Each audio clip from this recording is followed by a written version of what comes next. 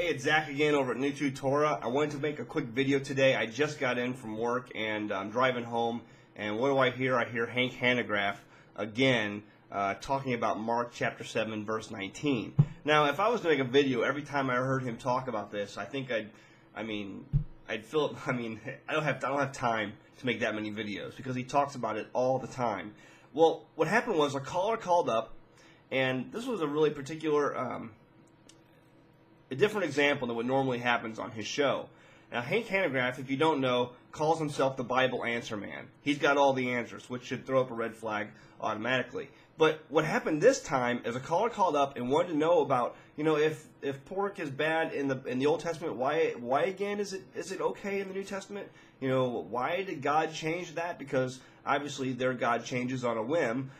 So why did God change this? And his answer, he turned right to Mark 7, verse 19, and he quoted the verse in a couple verses before, paid no attention to the context of that chapter, which is about bread. If you look at the very second verse, the second verse in that chapter is talking about bread. They were eating bread. They were not eating meat. This had nothing to do with dietary laws in the Old Testament whatsoever. They were talking about bread and not washing their hands.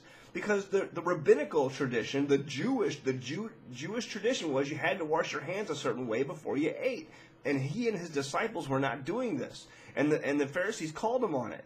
And nowhere in the Torah does it say anything about washing your hands before you eat. And that's what Jesus was doing. That's what Yeshua was doing. Yeshua was saying, hey, there's no such law as this.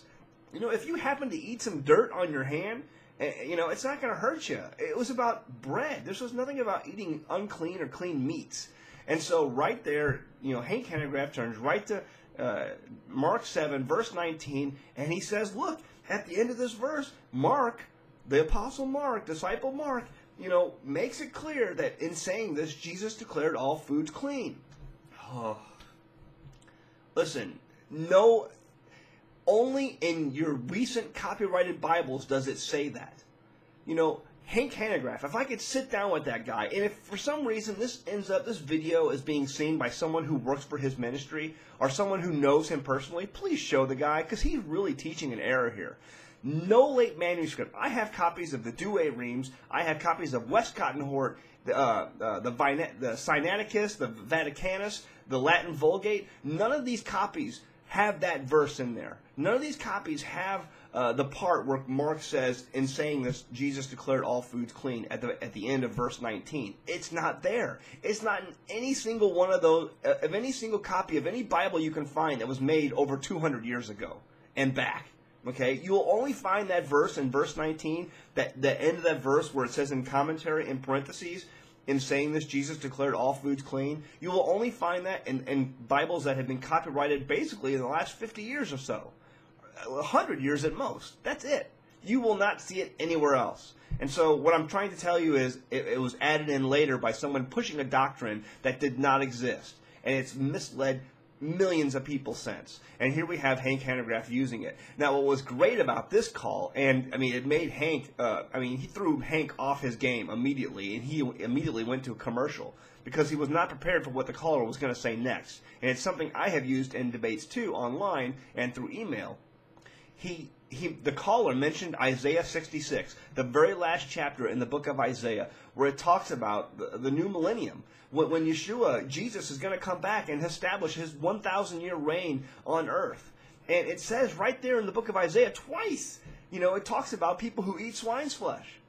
It talks about these people who eat swine, who eat pig, and these people will not be allowed in the kingdom because they're doing things that are unclean, what God calls, what our Almighty Yah, creator of the universe, calls an abomination.